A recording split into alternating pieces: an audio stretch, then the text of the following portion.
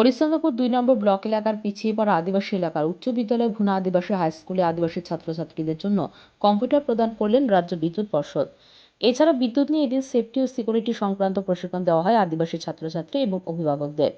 বিদ্যুৎ দপ্তর সূত্রে জানা গেছে, কর্পোরেট সোশ্যাল রেসপন্সিবিলিটি স্কিমের মাধ্যমে পশ্চিমবঙ্গ রাজ্য বিদ্যুৎ পর্ষদ আদিবাসী ছাত্রছাত্রীদের কম্পিউটার প্রশিক্ষণের জন্য বিনামূল্যে স্কুলকে কম্পিউটার প্রদান করলেন। এই স্কিমের মাধ্যমে স্কুলের হাতে 4টি ডেস্কটপ কম্পিউটার তুলে দেওয়া হয়।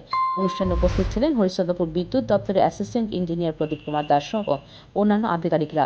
এই প্রসঙ্গে প্রদীপবাবু জানান, আমাদের দপ্তরের সোশ্যাল রেসপন্সিবিলিটি প্রকল্পের মাধ্যমে আমরা বিভিন্ন স্কুলকে বিভিন্নভাবে সাহায্য করে থাকি।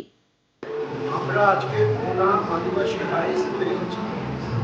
WPSCDCL অর্থাৎ West Bengal state electricity distribution কোম্পানির পক্ষ থেকে এখানকার পিছিয়ে পড়া ছাত্রছাত্রীদের জন্য এই স্কুলে কোনো কম্পিউটার শিক্ষার ব্যবস্থা নেই। সেজন্য WPSCDCL এর CSR অর্থাৎ কর্পোরেট সোশ্যাল রেসপন্সিবিলিটি যে উইংস আছে তার মাধ্যম দিয়ে আমরা এই স্কুলের ছাত্রছাত্রীদের জন্য 4টে কম্পিউটার এবং সঙ্গে একটা প্রিন্টার ডোনেট করা হতো, যাতে এখানকার ছাত্রছাত্রীরা কম্পিউটার সম্পর্কে অবহিত হয় এবং কম্পিউটারকে অবলম্বন করে তারা ভবিষ্যতের দিকে এগিয়ে যেতে পারে। সেই জন্যেই এই স্কুলে আমাদের DCL-এর পক্ষ থেকে এই 4টে কম্পিউটার দান করা হয়, যে আমাদের দৈনন্দিন জীবনে যে বিদ্যুৎ ব্যবহার করি সেই বিদ্যুৎ ব্যবহারের কী কী সতর্কতা প্রয়োজন সেই বিষয়ে একটা আলোচনা চক্র আমরা এখানে অনুষ্ঠান করেছিলাম।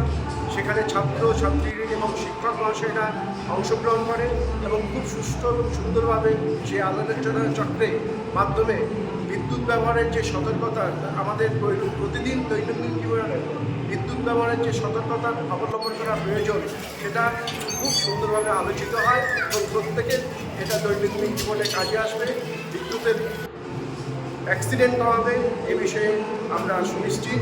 এ বিষয়ে আমরা আশা রাখি যে এলাকার মানুষ এই আলোচনা চক্রের মধ্য দিয়ে ছাত্রছাত্রীদের মধ্য দিয়ে এই বার্তা এলাকার বাসীদের মধ্যে পৌঁছাবে। এলাকাবাসীরা বিদ্যুৎ ব্যবহারের ক্ষেত্রে যাতে কোনো অ্যাক্সিডেন্টের সম্মুখীন না হয় সে বিষয়ে সচেতন।